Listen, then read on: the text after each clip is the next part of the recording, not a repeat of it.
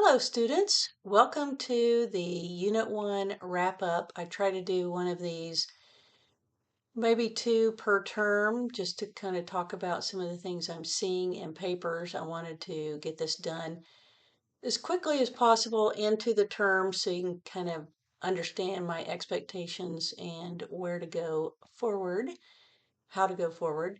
So yes, I have a couple of cats back there working hard at being cute. The other two might show up, so we'll see. I have my notes here, so if you see me looking down, that's what I'm doing. So we're going to jump right in. I want to talk about APA formatting. I'm a stickler for APA.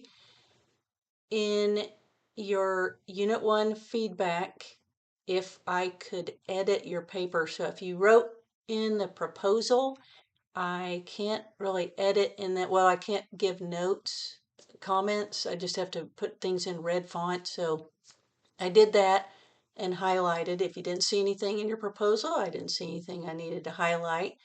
In the either rationale or deliverable, I put in comments, I corrected heading as much as is applicable. So you're not writing an APA paper, but you are supposed to use APA formatting.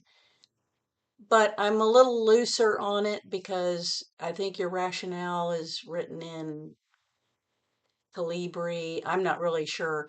But as much as possible, stick with APA formatting. So use Times New Roman 12 point. APA does allow for any sans serif fonts, but UO people request that you use Times New Roman 12 point. Again, I'm not dying over that for this term because your deliverable could come in any format, but in your rationale, you need to use headings, you need to double space, all the things that you would use formal APA formatting, because ideally you will hand that to an administrator of some kind and they're going to want to see that you know how to format a paper, even if they don't know APA, which they should, but maybe they use MLA. Anyway, when a paper is presented in inconsistent formatting, it naturally affects the credibility of the writer. So I'm trying to get you to use correct formatting, at least consistent formatting. So when I gave you feedback like remove additional line spacing, I showed you how to do it. So I expect those corrections to be implemented from here on out. Please don't keep turning in papers that aren't correct in APA because I will subtract points after grading. If you have any questions about APA, please let me know. I've given you several resources in the course forum. You can always use apastyle.org or Purdue OWL.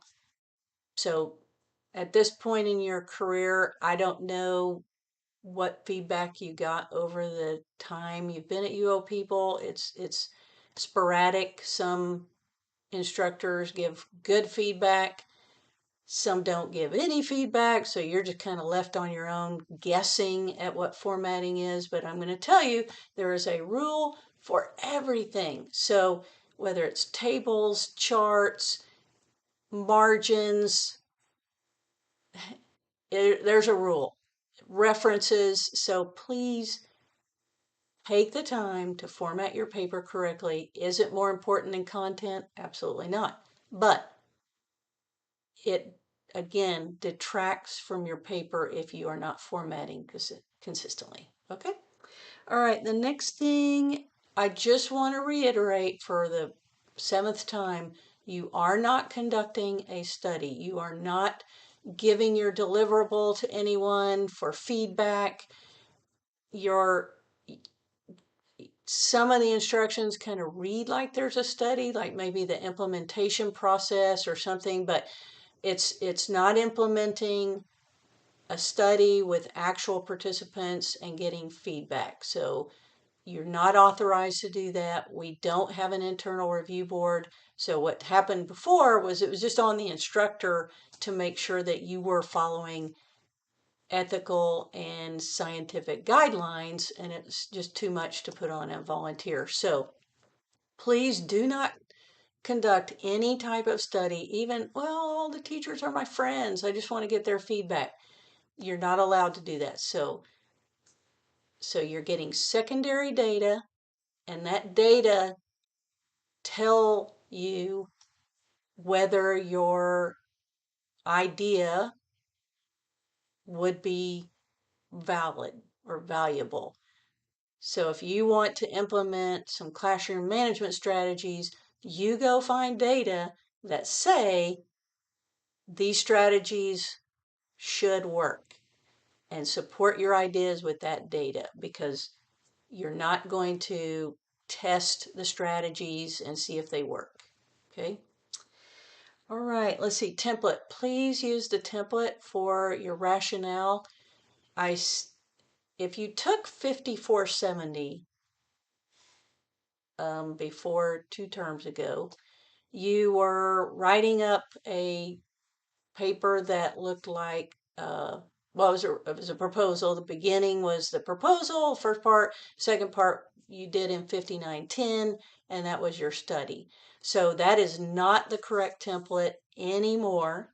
If you got that far in 5470 and then you had to take a break, you cannot use that same paper. You can use the same information. I have no problem with you copying over. It's not plagiarism. Now, that said, you need to make sure your research is still valid. So if you took 5470 a year ago, you need to recheck your literature and those sources you found, because there may be new sources. What you have may be updated. You know, we talk about in education that we want research within the previous 5 years. I have said that, yep, to a point, that's true, but you have some research that was done 1920 from John Dewey, his writings, still valid. Horace Mann, Howard Gardner, still valid. But studies themselves need to be more recent, because kids change, things change. So if you're relying on a study from 2007, you need to look for something more recent to support that 2007 study. Not that it's not valid, but you know, in the world of education, it's basically unusable because it's so old. Okay, so again, please use the template for the rationale. I'm not, I don't have time to grade any other format and try to figure out what you're talking about. Okay, so if you look at studies that are published, you'll notice they're always in the same format. You have an abstract, you have a problem statement, you have a methodology, you have, you know, findings. They're always in the same order. And so in the rationale, we've set it up so it's following a certain format for the reader to know exactly where to go to find different, you know, whatever specific information. So please use the template that's in the, I think it's capstone project information, and then within that there's a project guide, and that's where you'll find the template for the rationale. Your deliverable is going to follow whatever format. It just depends on what you're producing. So if they're slides, you know, as long as you have APA formatting, that's your guide. There's no template for your deliverable because it just depends on what you're creating. Okay. And again, on the deliverable, it's not wordy. So think about a textbook.